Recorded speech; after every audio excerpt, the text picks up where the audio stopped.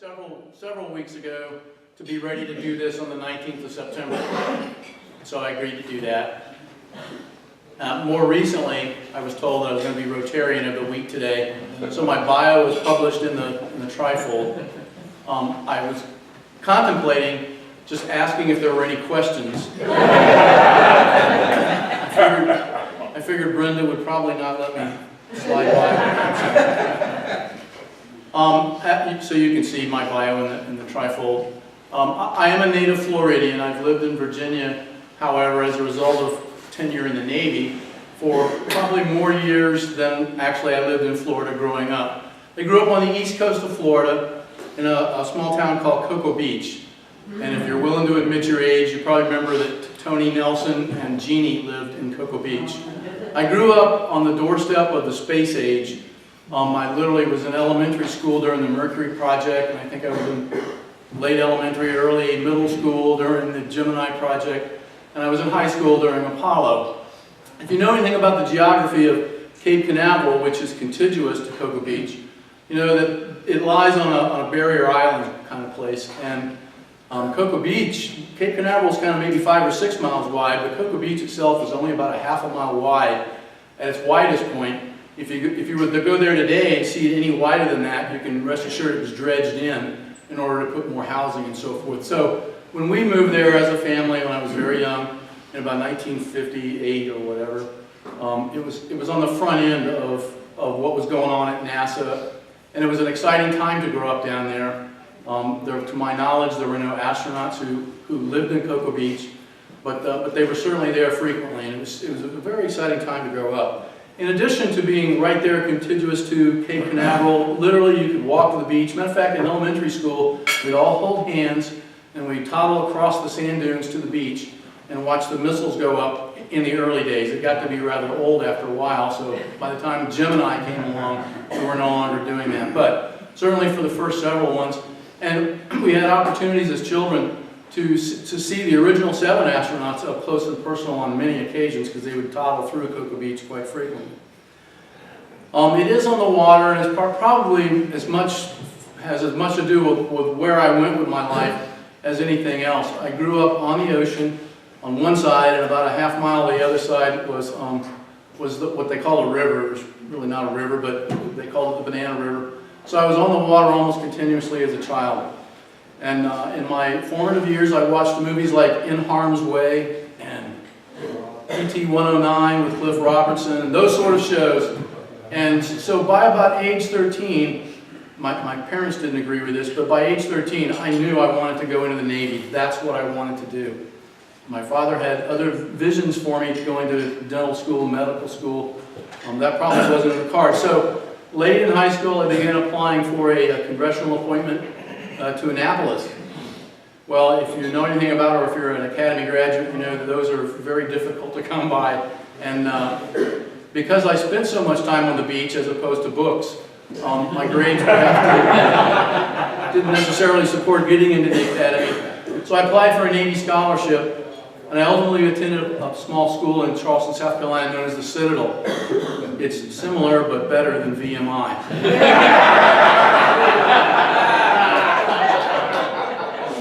I was in the Navy ROTC, obviously, and it still is today a Marine unit. And so on every semester, the Marine colonel who was in charge of this operation dragged us all in one at a time and bludgeoned us into going what they call Marine option. I managed not to succumb to that siren song, and I was commissioned in the Navy in 1975. And I consider, although I've told many of you that my background is I'm a financial manager, and I sort of am, but my heart is with the Navy. I spent 28 years as a naval officer, served aboard as ship's company aboard probably 6 ships, and as a staff pogue on as many or more than that. Did 8 deployments, had an opportunity to see most of the world. I never did a Westpac cruise, which is something I regret, but I visited most of the rest of the world, so it was like a free cruise around the world about every other year. It was a terrific time. I had the opportunity, I think everyone would probably agree that you're in any job, doesn't matter what you do, you're only as good as the people who are surrounding you either above you and below you. And I was blessed for 28 years to have worked with and for a lot of wonderful people, such that I did fairly well. For those of you who are ex-military, and I know a lot of you are, probably about the 25-year point in a military career, you probably know whether or not you're destined to make flag rank or general or admiral. So at the 25-year point, it was pretty apparent I was not going to make admiral. So I put my paperwork in. At the 25-year point, I was assigned in Washington, D.C. And the admiral that I was working for at the time came to me and asked if I'd pull my paperwork and consider taking one more tour of duty. It was in Portsmouth, actually. They call it Norfolk Naval Shipyard. But he had a very specific assignment for what he wanted me to do. As it turns out, during my tenure in the Navy, I had gone to graduate school twice, and the Navy had coded me as a subspecialist in financial management. And so what that means, for those of you that are not Navy, is every time you're not on a ship, if you're on shore duty, you're probably, in my case, counting beans as a financial manager somewhere. And so I did, I guess it was 4 financial management tours, including the final one, the Admiral asking me to pull my papers and serve one more tour. Again, he had some special instructions for me at Norfolk Naval Shipyard to try to get them back on legal grounds in terms of use of money. I think I did that. No, I didn't go to jail, so. I retired in 2003 from the Navy, and I went to work for a company that I think Barry works for Align. Does anyone else work for Align Science and Technology? I went to work briefly for Align Science and Technology as an analyst. And I was working at the Joint Forces Command out in Suffolk on a project that was very, very interesting, but not very engaging. And at the risk of talking too much out of school, the J9, which was part of GIFCOM, I would say none of us were gainfully employed. There were about 300 contractors out there, and it was growing. And I felt very vulnerable because it occurred to me that sooner or later someone's going to look at what we were doing and ask for a product. Not much was going on. So the Navy came back to me and asked me if I would consider coming back as a civil servant. And I agreed, and so I went back to work for the Department of the Navy as a civil servant, as a bean counter, a financial manager. I was comptroller at a small Navy command here in Norfolk, Operational Test and Evaluation Force. And I did that for 10 years, and I would note that in my year 4, they shut down GIFCOM in its entirety, if you've followed that in the news. And so that didn't come as a surprise to me, although I was off by about 3 years for my prediction. Also along the way in the Navy, late in my naval career, I got married, started a family. I was assigned in Washington, D.C. My son was born at Bethesda Naval Hospital. My wife, Rosemary, and I we live in Virginia Beach, having retired here out of Norfolk Naval Shipyard. I guess I forgot to mention I retired for the second time from civil service about 3 or 4 months ago. So I tell my wife I'm in between. I'm really retired, but she keeps pushing me out the door, wanting me to look for something gainful. My son just finished up at UVA. He's back at home. If you're hiring, I'd like to get him out of my home. Many of you know how that goes. David had asked me to talk a little bit about why I joined Rotary. First of all, I think you all know, I met Paul Peter as part of the Boy Scouts of all places. Paul is, as an adult, advisor, mentor to the scouting organization here in Hampton Roads. I was active with the Scouts while my son was in Scouts, and after he left and went off to school, I stayed in a peripheral role, and then I got dragged into something a little bit more substantial, which I am still with Paul on the Kempsville, or the Princess Anne District of Boy Scouts here in Hampton Roads. Paul came to me probably a year and a half ago and asked me if I was interested in Rotary. And I asked him a little bit about it, and he said, well, you got to go to breakfast every Friday morning. And my schedule didn't allow for it then, so I sort of stiff-armed him. When he found out that I had retired for the second time, he engaged me again, and I had no excuse. So he invited me to come to a couple of meetings, and I've enjoyed it. The reality is, I was drawn to Navy because I wanted to be part of something bigger than myself, and I think that's part of what drew me to Rotary. It's an opportunity to be part of something bigger than yourself. The sum is bigger than the individual parts. And Rotary is very much like that, and it is an international organization, and it's huge, so it's almost like joining the Navy again, only we don't do PT and get up at 4 a.m. Or work 20 hours a day. Or work 20-hour days, that's right. So, Speak for yourself. in closing, you can see my interests. I have a variety of interests. The one interest that's on there that I didn't put on there, because I'm not that good, is I'm learning to play the guitar, just sort of a sidebar. And that's pretty much it. The rest of it, if you have any questions from the trifold, I'm more than happy to answer it. I was asked to introduce our 3 guest speakers today. Steve Waters, Pete Griffin, and Ken Kroll are going to talk about the 3 layers, or 3 aspects of the Rotary Foundation, and the 3 different pots of money, because apparently there's some confusion. I know there is on my part, but there's sometimes confusion as to how those 3 pots of money are separated.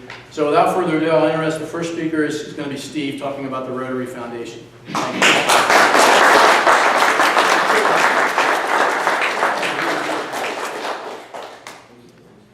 Good morning. Good morning. It's nice to see everybody. Good to see you. Welcome back. Thank you. It's good to be here.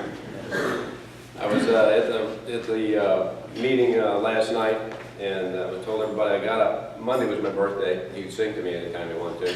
But anyway, I got up Monday, and I went out in the front porch to pick up the paper, and I heard this. I said, "What's that?" And all of a sudden, I realized I'd heard that before many times, or a few times, and I yelled in the house, "Carol, turn off the water!" The drain clogged up, and so now we have, the whole week has been taken up with supervising the drain and getting it replaced, and it's been a week. It's been a real week. Happy birthday. Thank you very much. I've been asked to talk about the Rotary Foundation. We have, I'm going to actually read a little bit here just to get started. What is the Rotary Foundation? Well, it's, I have some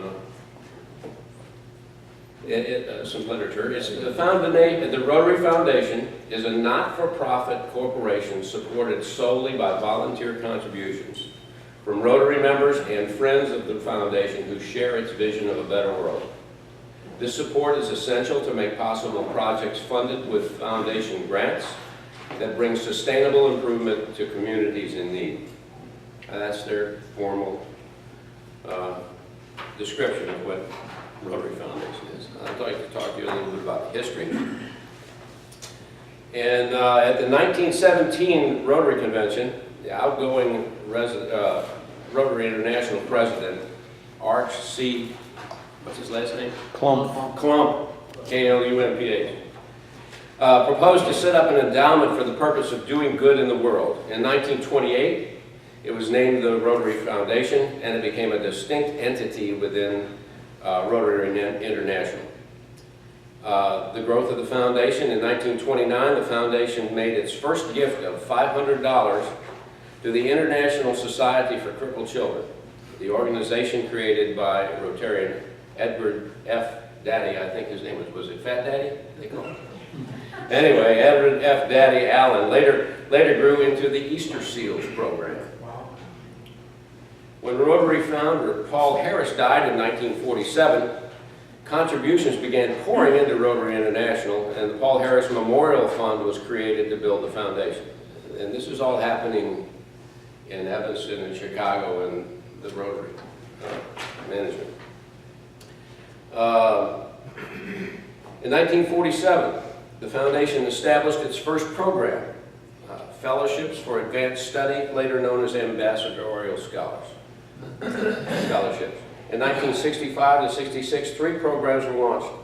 The Group Study Exchange, awards for technical training, and grants for activities in keeping the objective of the Rotary Foundation, which was later called matching grants. In 1978, Rotary launched the Health, Hunger, and Humanity 3H grants The first 3H grant funded a project to immunize 6 million Philippine children against polio. In 1985, the Polio Plus program was launched to eradicate polio worldwide. In 1987 and 88, the first peace forums were held, leading to Rotary Peace Fellowships. In 2013, new district global and package grants enabled Rotarians around the world to respond to the world's greatest needs.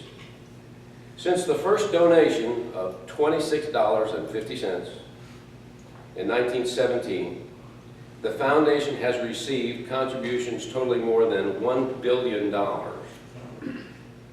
Pretty big bucks. You know, every once in a while I look at the reports that they send out from Rotary, and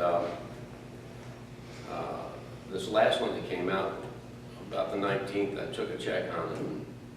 Up in the right-hand corner of the report, they have a look that's printed like this right here. Right up in the upper right-hand corner of the report, it has a little thing that says, all-time giving. You guys don't have any idea what our club's all-time giving amount is? That's an accumulation of everything that we've given to Rotary International. In excess of $500,000. You're close. We're at, right now you guys, we are at, as of this morning, we're at 497,645.48. Wow.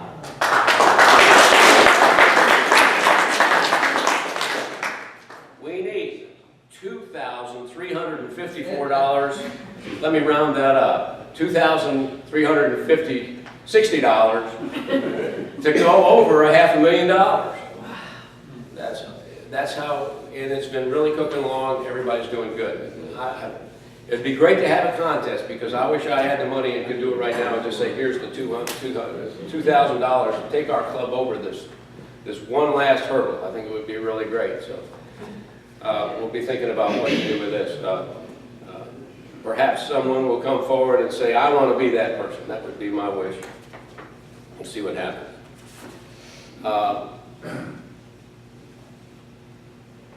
See if we can catch up here for just a minute.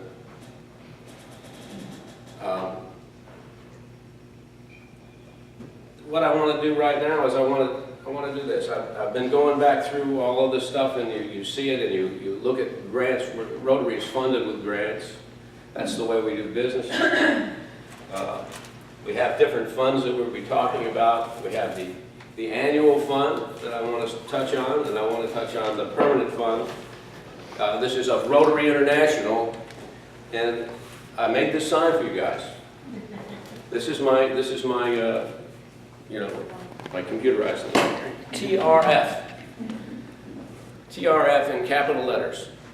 The Rotary Foundation. So don't get confused. The Rotary Foundation. That is our Rotary's foundation. That is your foundation. That is your charity. And it's administered from Chicago. And we're finding out it is the heart. It really is the heart of Rotary, because it pumps through that blood. It keeps everything going. It keeps money coming in. It gauges the money going out, and it supports our efforts wherever we want to take them. And it supports our efforts in just about everything we do. You're looking at, we get a grant from the Rotary Foundation, and they put it right there. So that's my first slide. Let me see what's on the rest of it. I was waxing artistic. Oh, I know what it is. Here we go. Somebody get the button for me.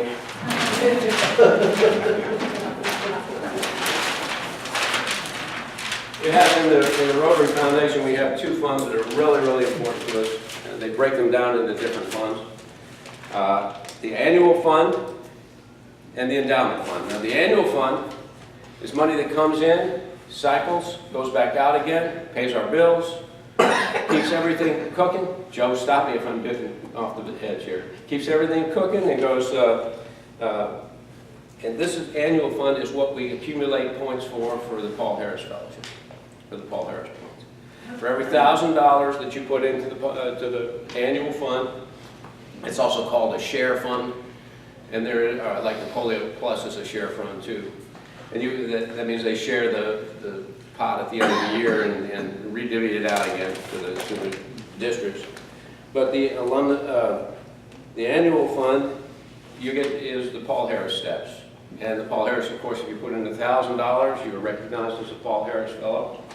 If you, for every $1,000 that you put in after that, going up the ladder, you get recognition in the form of a jewel in your Paul Harris pin, and it's Is that where that annual fund comes from, is from the Paul Harris money? This comes, That's the only money, that's how that fund gets funded? the annual fund is funded by Rotary, by us. We give But money. through the Paul Harris. And yeah, and you qualify for Paul Harris recognition with the annual fund. So if you want to make a donation, make it to the annual fund, and then you earn enough to put another label on your pin. The other one that's very important is the endowment fund. Of course, this is all kind of an endowment, but it's the endowment fund, and that's more like a permanent fund. And when we say benefactor, say the word benefactor. You know, when many of us are benefactors, it requires that is that you notify Rotary International in writing. You can do it through me. We fill out a little form. You call them on the telephone and find out what to do. But you notify it in writing, and for $1,000 or a pledge of $1,000 bequest, they become a benefactor. You get a nice little ribbon for your pin, and you're a benefactor. And you don't have to pay them while you're still alive. That's good. Keep money in house. All right. So, one more time. I thought I'd that's about really all I have on that. I did take some time to make this slide up. This is, of course, is the amount of money that, what we paid in for total, and the amount of money that we need to go over the $500,000 mark. That's pretty great, huh? Great. Okay, let's see if I got anything else. No, I just keep writing down that figure. You trying to make a point there, Steve? That's it, it's too early in the morning. So anyway, I'd like to introduce Pete. Pete's going to talk to you about another foundation. Thank you, Steve. Let me put my computer up. I didn't bring my high-tech with me. It's right here on the old-fashioned kind. Steve was talking about the Rotary Foundation as such. I think of the big foundation in the sky. But let's get down to the local level. Back in 2003, the Bowl-a-thon was on a roll, picking up $50,000 a year plus to go to local charities. What would happen, we thought, if the Bowl-a-thon didn't make it? What would happen if we didn't have the enthusiasm and the strong membership that we have now and have had for years, making that almost $500,000? So we said, let's set up a donor-advised fund. You can have big foundations like endowments, universities. You can have individual foundations like the Gates Fund, Bill Gates Foundation, or you could have donor-advised funds for a group. The Rotary Club of Hampton Roads has such a fund. Right now it's built to over $102,000. It's really a way to provide a legacy for this group doing and sharing our monies in the Hampton Roads area. That's the purpose. The income is spent locally, saving for a rainy day. And so the Rotary Club of Hampton Roads will be known for decades after we're gone. That's the idea. So how do we put money into it? The Donor Advised Fund, or DAF, I don't have my chart, DAF, is one of the 7 core charities that the Bowl-a-thon money goes into. Also, you can make individual contributions in line with the 2,000 you're looking for, Steve, to the donor advised fund, which will be local, as I mentioned. And some of us use our donor advised fund for memorials. We want to make a gift to someone on someone's passing or a special occasion. You can use the donor advised fund there. So that's the local fund. As far as how to do it, we have a third foundation, and that's Ken Kroll will be talking about that.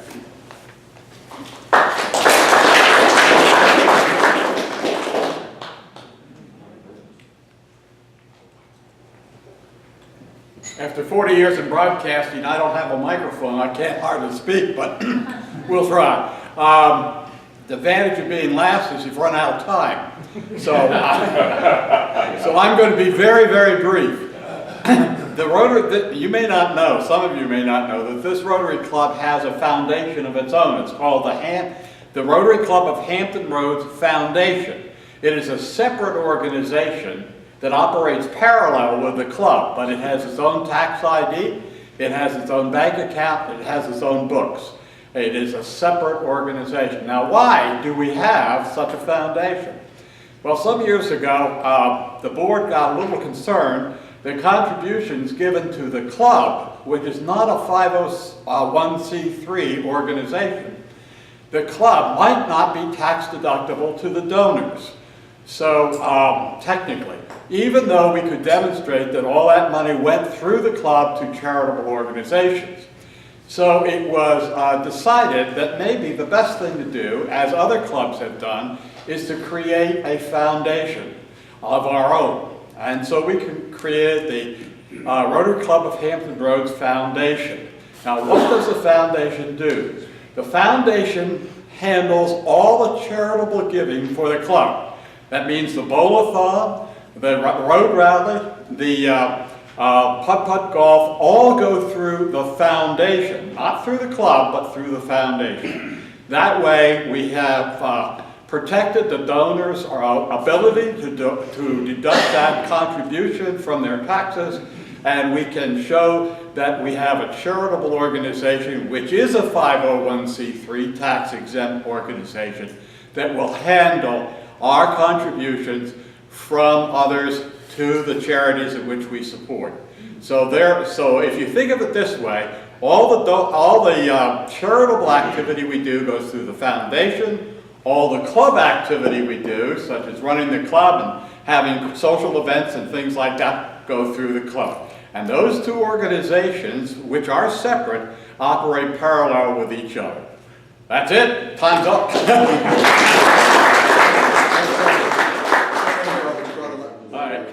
All right, well, thanks so much. Everything went smooth, great. Somebody have those tickets so we can get everybody out of here. 327. Well, we finished that right now. Right on time. Last three numbers. 356. 356. Who's got it? All right. All right, folks, thanks so much. Thank you.